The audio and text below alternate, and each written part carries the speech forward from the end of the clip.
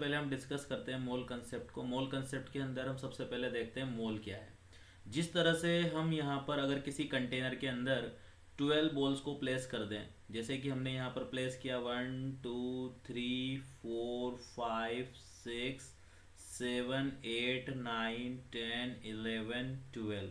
ये 12 बॉल्स जो हैं हम इन्हें एक यहाँ पे जो है 1 डजन के बराबर मान सकते हैं।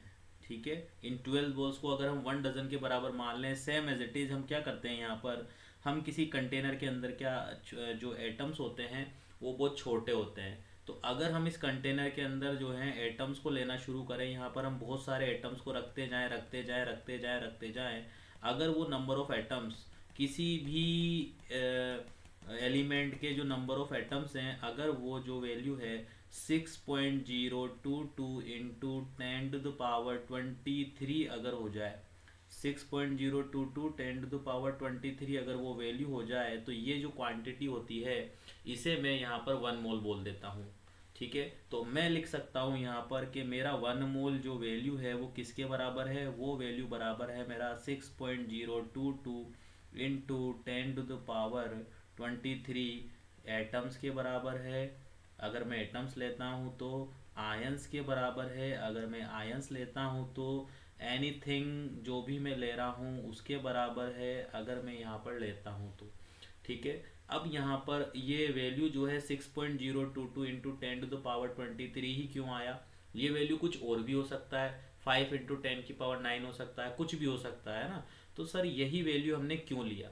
ये वैल्यू हमने इसलिए लिया बिकॉज क्या होता है, हर चीज़ के पीछे एक स्टैंडर्ड होता है। तो यहाँ से यही वैल्यू क्यों आया? बिकॉज हम एक स्टैंडर्ड लेके चलते हैं। मान लेते हैं हमारे पास ये कोई कंटेनर है, इस कंटेनर में हम क्या करते हैं, इस कंटेनर के अंदर हम क्या करते हैं, जो हमारा 12 ग्राम जो C12 कार्बन है, इसको हम यहाँ पर लेते हैं।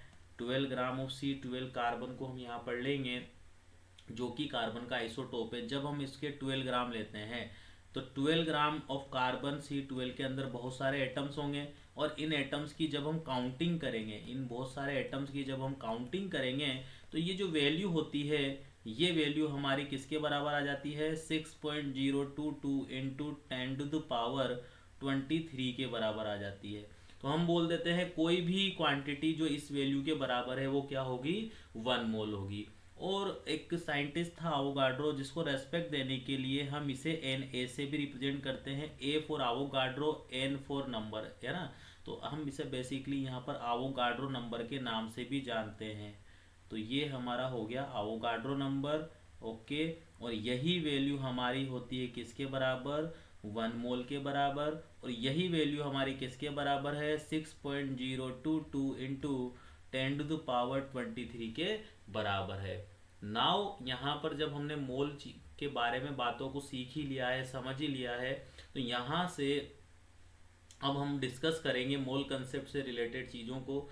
इसमें सबसे पहले हम यहाँ पर एटॉमिक मास के बारे में बात करते हैं। बहुत कंफ्यूजिंग होती है एटॉमिक मास की डेफिनेशन। तो एटॉमिक मास को हम यहाँ पर देखते हैं कि व्हाट इज़ एटॉमिक मास। तो एटॉमिक मास को अगर हम सीखते हैं तो देखें आप यहाँ पर next,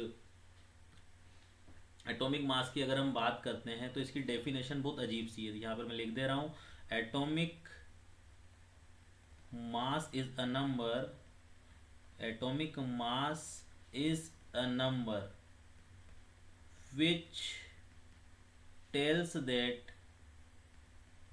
which tells that an atom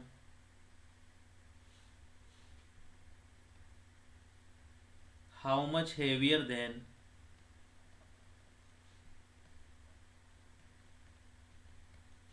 how much heavier than 1 by 12 into mass of 1 C12 atom. कहने का मतलब क्या है, डेफिनेशन को समझना है तो हम एटॉमिक मास की डेफिनेशन को यहाँ पर कुछ इस तरह से ले सकते हैं। देखें, जैसे कि मान लेते हैं हमारे पास इस तरह से वैसे होता नहीं है, बट हम चीज़ों को समझने के लिए इस तरह से यहाँ पर ले रहे हैं। हम क्या कर रहे हैं, देखो बेसिकली एक रेफरेंस ले रहे हैं यहाँ पर, ये यहाँ पर हमने लिया।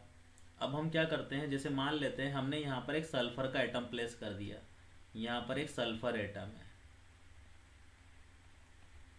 ये हमारे पास है कौन सा एटम, सल्फर एटम। और इस सल्फर एटम के मास को मेरे को कैलकुलेट करना है। तो इस सल्फर एटम के मास को कैलकुलेट करने के लिए मेरे को यहाँ पर कोई बेस लेना पड़ेगा। जिस तरह से हम मार्केट में कोई सब्जी लेने जाते हैं तो हम क्या करते हैं, इधर हम एक पत्थर रख देते हैं जिसको हम 1 kg बोलते हैं, और जो भी क्वांटिटी उस वन जितनी भी क्वांटिटी हो तो वो 1 kg के बराबर हो जाती है, जैसे बैलेंस हो जाता है। तो ठीक है, यहाँ पर मेरे को कोई क्वांटिटी रखनी पड़ेगी और उस क्वांटिटी को मैं तब तक रखता जाऊंगा जब तक कि ये बैलेंस नहीं हो जाए। अभी ये इनबैलेंस है, अभी ये जो है अपन ने एटम रखा है, तो यहाँ पर हमने एटम अगर रखा है तो ये जो एटम की वजह से यहाँ पर ये वाला पार्ट जो है नीचे चला जाएगा। तो हमें इसको बैलेंस करना पड़ेगा। इसको बैलेंस करने के लिए हमें यहाँ पर कुछ रेफरेंस लेना पड़ेगा, और वो रेफरेंस जो हम लेते हैं यहाँ पर वो लेते हैं 1/12 into mass of 1C12 atom. ये हम यहाँ पर एक रेफरेंस लेते हैं। ठीक है, जिस तरह से हमारा एक पत्थर होता है 1 kg का, वैसे ही हम ठीक यहाँ पर इसको रेफरेंस लेते हैं। इस वाली क्वांटिटी को मैंने यहाँ पर रखा 1 टाइम्स, 2 टाइम्स, 3 टाइम्स। जैसे मैं इस वाली क्वांटिटी को यहाँ पर 32 टाइम्स रखूँगा तो ये मेरा बैलेंस हो जाएगा यहाँ पर। ठीक है, इस जगह पर ये बिल्कुल क्या हो जाएगा, बैलेंस हो जाएगा। तो फिर मैं यहाँ पर अब लिख सकता हूँ कि मेरा जो मास है किसका, mass of 1 sulphur atom, mass of 1 जो सल्फर एटम है इसको मैं लिख सकता हूँ किसके बराबर, 32 times of value what, 1/12 into mass of 1C12 atom. तो क्या मैं ऐसा लिख सकता हूँ, बिल्कुल लिख सकता हूँ। अब देखो एटॉमिक मास की डेफिनेशन को अगर हम देखें, एटॉमिक मास बेसिकली एक नंबर है जो यहाँ पे आपको दिख रहा है 32। Atomic mass is a number which tells that an atom how much time is heavier than, या how much heavier than 1/12 into mass of 1C12 atom. means atomic mass is a comparatively study regarding to the mass of 1/12 into mass of 1C12 atom। तो इस तरह से हम यहाँ पर किसी भी एटम के मास को कैलकुलेट कर सकते हैं। अब नाउ, अब इतनी बड़ी यहाँ पर वैल्यू है, ये जो यहाँ पर हम लिख रहे हैं हर बार हमें इस तरह से लिखना पड़ेगा, तो क्यों ना हम इसे एक यूनिट दे दें। तो इसे हम यूनिट दे देते हैं और ये हम यहाँ पर लिख देते हैं 32, और इस पूरे को हम एक यूनिट दे देते हैं, और ये जो पूरी क्वांटिटी है इसकी यूनिट यहाँ पर हम लिख देते हैं AMU। ठीक है, और ये जो यूनिट है यहाँ पर AMU, इस AMU की जो फुल फॉर्म है वो होती है एटॉमिक मास यूनिट। इस तरह से हम यहाँ पर इसके एटॉमिक मास यूनिट को हम यहाँ पर लिख सकते हैं। ठीक है, एंड नेक्स्ट हम यहाँ पर डिस्कस करते हैं कि ये एटॉमिक मास यूनिट क्या है। आजकल पता है इसे हम यूनिफाइड मास नाम से भी जानते हैं, आजकल हम इसे यूनिफाइड मास के नाम से भी जानते हैं, या फिर हम इसे यू भी लिखते हैं। डन। और यहाँ पर इस AMU की वैल्यू क्या होगी, अगर हम यहाँ पर देखें कि मेरा 1 AMU किसके बराबर होगा, तो बेसिकली इस वैल्यू के बराबर है, और ये वैल्यू क्या है, 1/12 into mass of 1C12 atom है, राइट। अब यहाँ से आप देखें वैल्यू पुट करते हैं, अब यहाँ पर 1/12 into mass of 1C12 atom, ये हम यहाँ पर कैलकुलेट कर सकते हैं बाय यूजिंग स्पेक्ट्रोस्कोप की हेल्प से। तो स्पेक्ट्रोस्कोप एक डिवाइस होता है बेसिकली जिससे हम यहाँ पर किसी भी छोटे से छोटे एटम का मास को कैलकुलेट कर सकते हैं। और जब हम इसके मास को कैलकुलेट करते हैं ये वैल्यू आती है 1.99 इंटू 10⁻⁻23 ग्राम्स। बेसिकली AMU को ग्राम में क्या लिखेंगे वो हम यहाँ पर देख रहे हैं। यहाँ पर अगर हम देखें तो ये हो गया हमारा 1/12 इंटू, सॉरी एक मिनट, यहाँ पर इसको जब आप सोल्व कर लेंगे तो हमारी जो वैल्यू आएगी यहाँ पर वो वैल्यू आ जाएगी 1.66 इंटू 10⁻⁻24 ग्राम। ये वैल्यू मेरी किसके बराबर आ गई, 1 AMU के बराबर आ गया। This is my value. Okay, ये मेरा 1 AMU हो गया। नाउ यहाँ पर हमें AMU के बारे में पता लगा, और नाउ हमें यहाँ पर मोल के बारे में भी पता लगा कि मोल है क्या।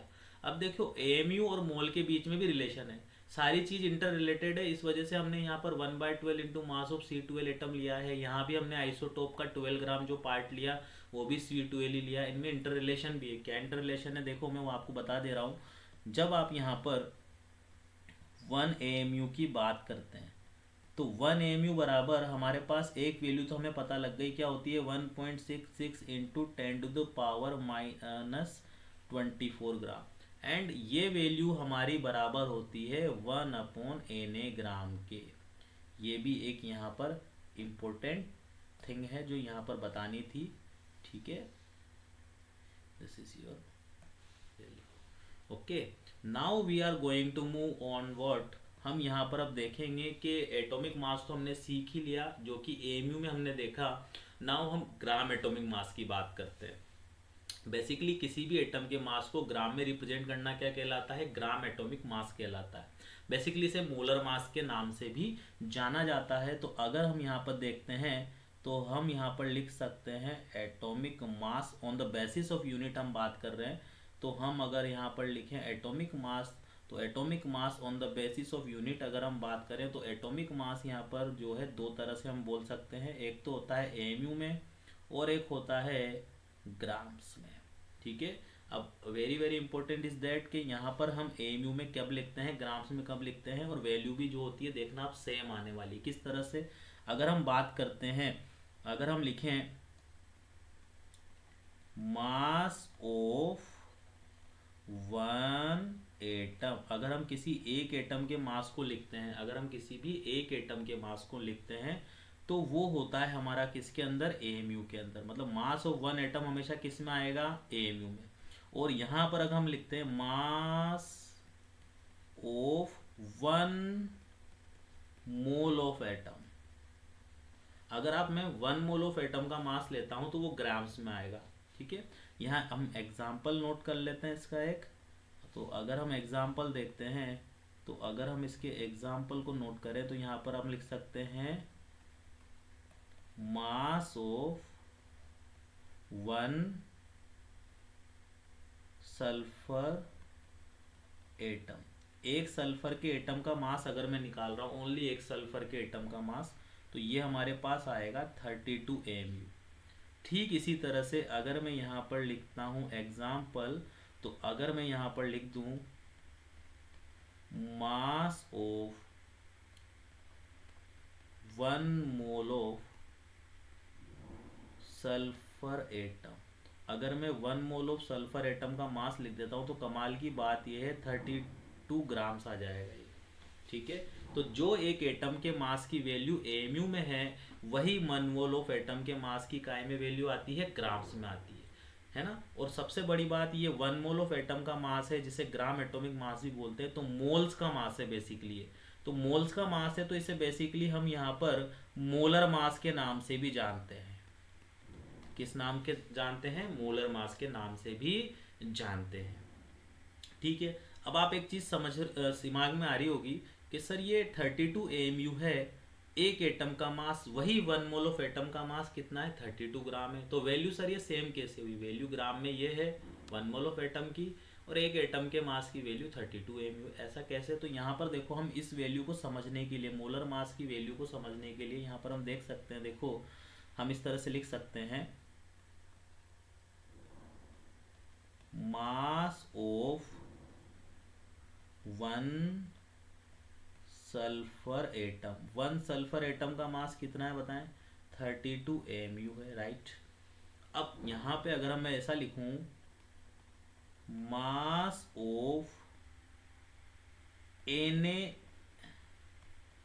Sulphur atom, Na sulphur atom का मतलब 1 मोल ऑफ सल्फर एटम। अगर मैं 1 मोल ऑफ सल्फर एटम के मास की बात करता हूँ तो 1 मोल ऑफ सल्फर एटम का जो मास होगा वो होगा 32 AMU इंटू Na मतलब 1 मोल। यस, अब हमने एक रिलेशन देखा, जस्ट यहाँ पर आप देखें हमने क्या रिलेशन देखा, हमने जस्ट अभी एक रिलेशन देखा कि हमारा जो एम, ये देखिए आप यहाँ पे हमने रिलेशन देखा था एक, दिस इज द रिलेशन कि हमारा 1 AMU जो बराबर होता है 1/Na ग्राम भी होता है। ठीक है, अब जब यहाँ पे 1/Avogadro नंबर रखकर वैल्यू सोल्व करेंगे ना तो ये AMU आ जाता है, तो ये वैल्यू 1/Na ग्राम भी है। तो क्यों ना मैं यहाँ पर इस AMU की जगह 1/Na ग्राम रख दूँ, तो यहाँ पर ये आ जाएगा 32 into one upon N A gram into N A से एन ए यहाँ पर वैल्यू कैंसिल होगी, हमारे पास वैल्यू आ जाएगी 32 ग्राम। तो कहने का मतलब ये है,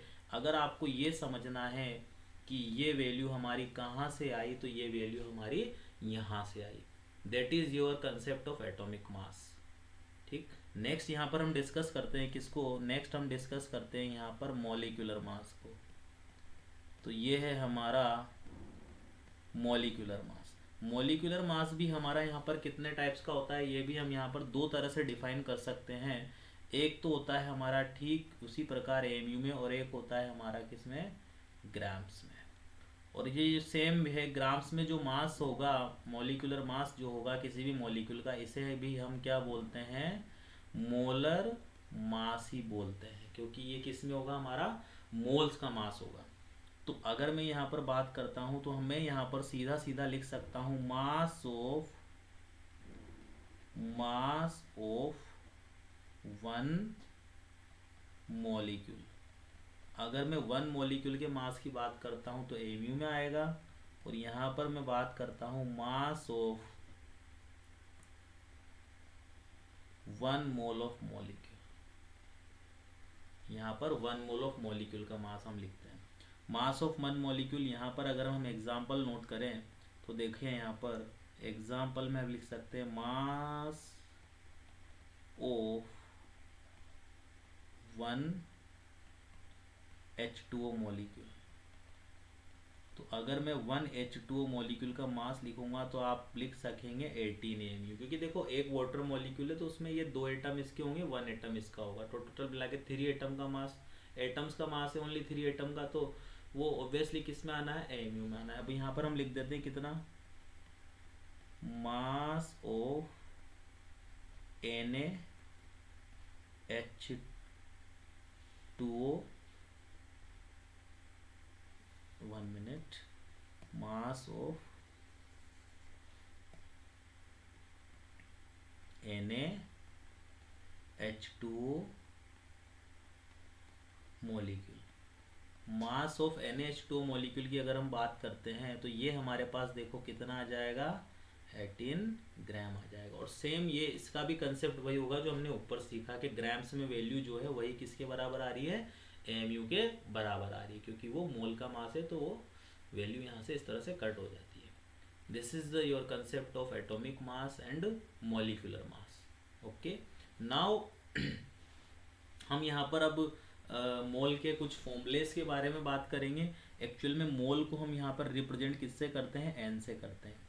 एन हमारा क्या है, यहाँ पर मोल होता है, और मोल के कुछ फॉर्मूले होते हैं। मोल के जो फॉर्मूलेस होते हैं, एक तो होता है given mass upon molar mass, एक और फॉर्मूला होता है गिवन वॉल्यूम अपॉन 22.4 लीटर, एक और होता है given particle divide by N A, Avogadro number. This is the formula of what,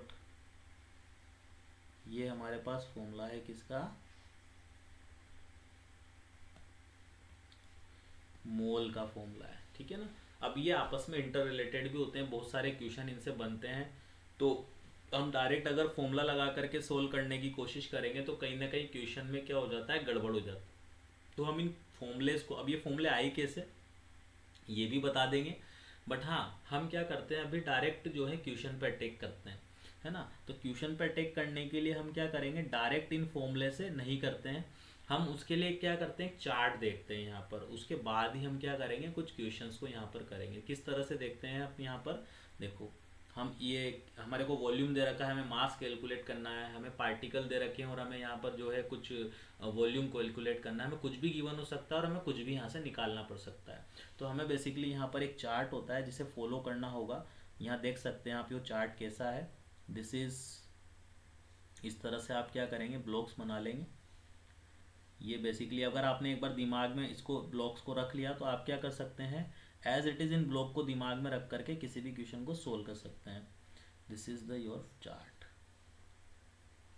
okay, और यहाँ से देखें, अगर आपको यहाँ से, एक मिनट, अगर आपको यहाँ से यहाँ जाना है या फिर यहाँ से यहाँ जाना है, ठीक है, ये आपका सेंटर है, जो कि यहाँ पर आपका क्या है, एक जैसे आपका दिमाग है वो चीज़ है, ये मोल है बिल्कुल। यहाँ से आप कहीं भी जा सकते हो। और ये यहाँ से आपको अगर इधर की तरफ आना है और यहाँ से आपको इधर की तरफ आना है, देन यहाँ पर अगर आप देखें तो इस तरह से आप इसको देख सकते हैं। ये आपका हो गया गिवन मास, ये आपके हो गया गिवन पार्टिकल, ये आपका हो गया गिवन वॉल्यूम। ठीक है, अब देखो वो सिंपल सा है, given mass upon molar mass. तो गिवन मास अपॉन में क्या कर रहा हूँ, मोलर मास कर रहा हूँ, तो मैं मोल पर आऊँगा। गिवन वॉल्यूम डिवाइड बाय मैं क्या कर रहा हूँ 22.4 लीटर, तो मैं किधर आऊँगा, मोल्स पे आऊँगा। गिवन पार्टिकल और डिवाइड बाय में क्या कर रहा हूँ, एन ए कर रहा हूँ, तो मैं कहाँ आऊँगा, मोल्स पर आऊँगा। बट जिसका अपोजिट अगर हम करें तो यहाँ पर हमारे पास ये मोल्स हैं, तो मैं अगर ये इनटू क्या कर दूँ यहाँ पर मोलर मास, तो मैं गिवन मास पे चला जाऊँगा। एज इट इज़ मैं इनटू कितना कर दूँ 22.4, तो मैं इधर चला जाऊँगा। और इनटू में यहाँ पर कितना कर दूँ, एन ए कर दूँ, तो मैं ये यहाँ पर चला जाऊँगा। ओके, नाउ यहाँ पर आप देखें, इसके बाद हमें क्या करना होगा, इसके बाद हम यहाँ पर कुछ क्वेश्चंस को लेते हैं। जैसे कि एक एग्जांपल मैं यहाँ पर लिख दे रहा हूँ। लेट अस अज्यूम, हम एक एग्जांपल लेते हैं। क्वेश्चन यहाँ पर आपके सामने, एक मिनट क्वेश्चन ले लेते हैं। सबसे पहले जो है क्वेश्चन हम लेते हैं यहाँ पर, और हाँ एक मिनट इस चार्ट को थोड़ा सा और आगे और बढ़ा देते हैं। देखिए आपको जैसे नंबर ऑफ इलेक्ट्रॉन पूछे जाए, नंबर ऑफ प्रोटॉन पूछे जाए, या एक्स वाई जेड कुछ भी यहाँ पर अगर आपसे पूछा जाए, ठीक है ना, तो यहाँ से आपको क्या करना होगा, कुछ भी गिवन हो तो आप सबसे पहले पार्टिकल पे आ जाएंगे। जब भी number of electron, proton, atoms, ions इस तरह की चीज़ पूछी जाए, तो गिवन पार्टिकल आने के बाद ही आप क्या कर सकते हैं, उस कंपाउंड में, उस एलिमेंट में, एटम में जो है एटम्स काउंट कर सकते हैं, आयंस काउंट कर सकते हैं, इलेक्ट्रॉन काउंट कर सकते हैं, प्रोटॉन काउंट कर सकते हैं, और न्यूट्रॉन भी काउंट कर सकते हैं। आपको मतलब पार्टिकल पे आना ही पड़ेगा। ठीक है, तो आप इनसे ये वैल्यूज़ क्या कर सकते हैं, कैलकुलेट कर सकते हैं। नेक्स्ट यहाँ पर अब क्वेश्चन नोट कर लेते हैं। यहाँ पर इनके रिलेटेड एक कुछ क्वेश्चंस देखते हैं जिनसे हम किसी भी तरह का मोल कंसेप्ट का क्वेश्चन सोल्व कर सकते हैं। जस्ट सबसे पहले बहुत सीधा सा क्वेश्चन यहाँ पर लेते हैं।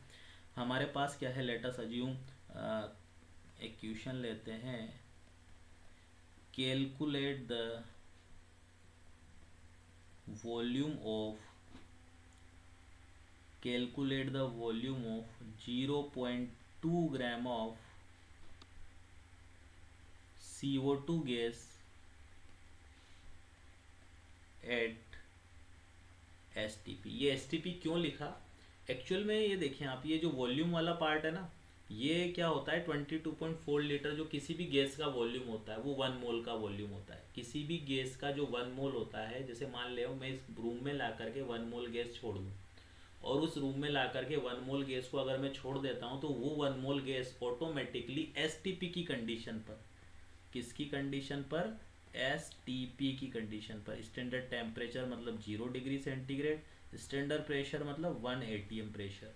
तो इस कंडीशन पर अगर मैं 1 मोल ऑफ गैस को छोड़ दूं, ठीक है, रूम में ला करके, तो वो 22.4 लीटर जो है वॉल्यूम ऑक्यूपाई कर लेती है। ठीक है, तो इसलिए हम यहाँ पर कोई भी क्वेश्चन वॉल्यूम वाला जब भी लेते हैं तो गैस के रिगार्डिंग ही लेते हैं, और यहाँ पर हम उस पर कंडीशन अप्लाई कर देते हैं STP पर। देखो आपको क्या गिवन है, 0.22 ग्राम, 0.22 ग्राम क्या है, CO2 गैस है, और हमें उसका वॉल्यूम कैलकुलेट करना है। इस चार्ट को ध्यान से देखिए, आपको मास दे रखा है ना, इस मास से आपको कहाँ पहुँचना है, वॉल्यूम पे। तो देखो आपको सबसे पहले गिवन मास से कहाँ आना पड़ेगा, मोल पर, और मोल से आप कहाँ जा सकते हैं, वॉल्यूम पर जा सकते हैं। तो इस क्वेश्चन को सोल्व करने के लिए देखो चार्ट माइंड में है जैसे कि हमारे, तो हम क्या करते हैं, इस क्वेश्चन को डायरेक्ट में क्या करूँगा, सबसे पहले मोल सेंटर होता है हमेशा, तो सबसे पहले मोल निकालेंगे। तो 0.22 डिवाइड बाय, अब देखो CO2 का जो मोलर मास है, देखो मोलर मास यानी मॉलिक्यूलर मास हम कैसे कैलकुलेट करते हैं, ये होता है 12, और आप इसको जानते हैं 16 इंटू 2 ऑक्सीजन। टोटल आप जब कैलकुलेट करते हैं तो वैल्यू आती है 44, और मोलर मास हम लिख रहे हैं तो ग्राम में लेंगे क्योंकि ये ग्राम में है, और ये 0 और ये 44 भी क्या है, हमारा ग्राम ही है। कट गया, ठीक है ना, यहाँ से हमारे पास वैल्यू आ जाएगी, और ये वैल्यू हमारे पास आएगी, कटेगा तो यहाँ पर 1/200 जो है वैल्यू आ जाएगी हमारे पास। नाउ मोल आ गए, अब हमें क्या निकालना है, वॉल्यूम निकालना है, और वॉल्यूम निकालने के लिए हम क्या करेंगे, 1/200 इंटू कितना कर देंगे 22.4। आप देखिए मेरे माइंड में था इसलिए मैंने डायरेक्ट लिख दिया, गिवन मास से यहाँ आना है तो डिवाइड होगा, जब कोई मोल से कहीं पर जाना हो तो आप मल्टीप्लाई करेंगे, तो यहाँ 22.4 मल्टीप्लाई कर देंगे। Now this is the value, यहाँ से आप 2 से कट कर देंगे तो आपका वैल्यू बनेगा 1.2 divide by 100 and the value is this 0.112, जो है हमारे पास क्या आ गया, लीटर वॉल्यूम आ गया। This is your answer. इस तरह से हम किसी भी तरह के क्वेश्चन को सोल्व कर सकते हैं। एक और क्वेश्चन ले लेते हैं यहाँ पर, जहाँ पे हम पार्टिकल और नंबर ऑफ इलेक्ट्रॉन प्रोटॉन की बात करते हैं। क्वेश्चन है हमारे पास, calculate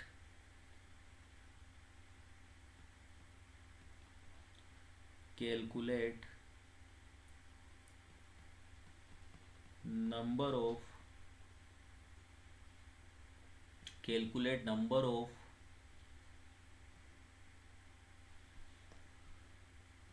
electron and number of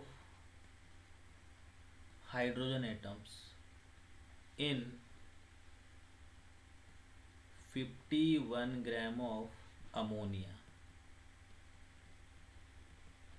तो 51 ग्राम ऑफ अमोनिया के अंदर हमें क्या करना है, 51 ग्राम ऑफ अमोनिया के अंदर हमें इलेक्ट्रॉन और नंबर ऑफ हाइड्रोजन एटम्स को कैलकुलेट करना है। बहुत इजी है, देखो इसको थोड़ा डिटेल में समझते हैं ताकि आप इसको जल्दी से जल्दी कर पाएँ। पहले डिटेल में देखेंगे फिर शॉर्ट में इसको निपटा देंगे।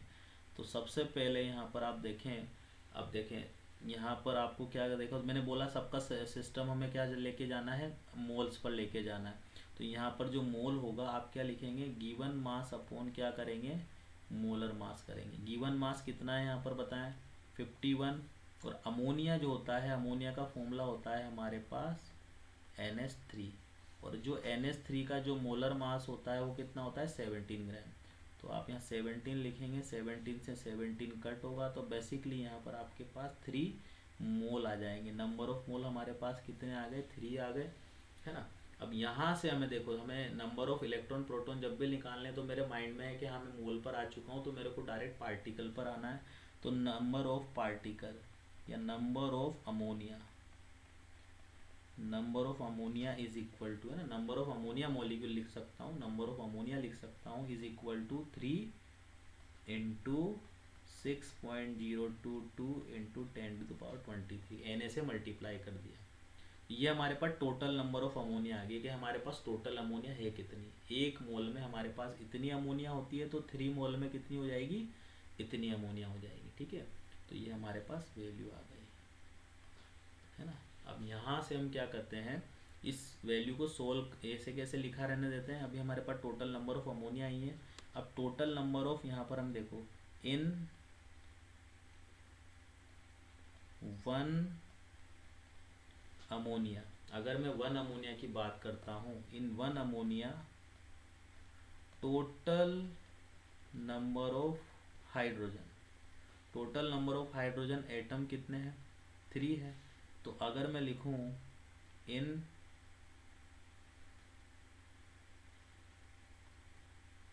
3 मोल ऑफ अमोनिया, या फिर मैं लिखूं इन 3 इंटू 6.022 इंटू 10⁻23 अमोनिया, ठीक है। तो total number of hydrogen atom कितने हो जाएंगे, 3 इंटू 6.022 इंटू 10⁻23 क्या हो जाएंगे, हाइड्रोजन एटम हो जाएंगे। एक अमोनिया के अंदर कितने हाइड्रोजन एटम है, 3 है। तो इतनी सारी अमोनिया के अंदर कितने हाइड्रोजन एटम हो जाएंगे, 3 इंटू इतना। यस, होप यहाँ तक क्लियर होगा। नेक्स्ट यहाँ से हम क्या करेंगे, 3 3 जाए, यहाँ पर हमारे पास 9 बनेगा। ये है 6.022 इंटू 10⁻23 बनेगा हाइड्रोजन एटम्स। यहाँ पर हम क्या करेंगे, इसको सोल्व कर लेंगे, और सोल्व करेंगे तो देखो हमारे पास क्या वैल्यू आ जाएगी यहाँ पे। ये है 9 इंटू 2 यानी कि 18, 9 इंटू 2 यानी कि हमारे पास ये वैल्यू आ जाएगी कितनी, 19, और 0.96 हमारे पास हो जाएगा कितना, ये वैल्यू हमारे पास हो जाएगी 56, sorry 54, this is your answer into 10⁻23। आप इसको थोड़ा सा पॉइंट या साइंटिफिक नोटेशन में लिखना चाहे तो 5.4198 into 10⁻24, this is your number of what hydrogen atoms. ये मैंने डिटेल में बताया, बट इसको हमें डायरेक्ट करना होता है। टोटल मोल निकाल लिए तो 3 है, तो टोटल मोल में अगर पूछ रहा है तो हमारे पास 3 इंटू 3 9 मोल हो जाएंगे। यहाँ से हम मोल में वैल्यू पुट करके आंसर आ जाएगा। और हमें नंबर ऑफ इलेक्ट्रॉन निकालने, तो मैं लिखूँगा इन 1 अमोनिया, इन 1 अमोनिया के अंदर नंबर ऑफ इलेक्ट्रॉन कितने होंगे। देखो नंबर ऑफ इलेक्ट्रॉन, इसका एटॉमिक नंबर होता है 7, इसका एटॉमिक नंबर होता है 1, तो इसमें 7 इलेक्ट्रॉन है नाइट्रोजन में, प्लस हाइड्रोजन में एक प्लेन की 3 इलेक्ट्रॉन, यानी कि टोटल कितने इलेक्ट्रॉन 10 इलेक्ट्रॉन है। सो इन 3 इंटू 6.022 इंटू 10⁻23 जो अमोनिया है, इसके अंदर कितने होंगे 10 इंटू 3 इंटू 6.022 इंटू 10⁻23, इतने सारे हमारे पास क्या हो जाएंगे। एक अमोनिया के अंदर कितने इलेक्ट्रॉन 10 इलेक्ट्रॉन, 1 अमोनिया के अंदर, तो इतनी सारी हमारे पास अमोनिया है, तो इसमें कितने इलेक्ट्रॉन होंगे, इतने सारे इलेक्ट्रॉन हो जाएंगे। तो यहाँ से हम इसको सोल्व करते हैं, तो ये 18.0 ये हो जाएगा हमारे पास कितना 66 इंटू 10⁻24 नंबर ऑफ क्या आ जाएंगे electron. That's all, that is the solution of your questions on the basis of mole concept. So hope यहाँ तक के लिए समझ में आया होगा।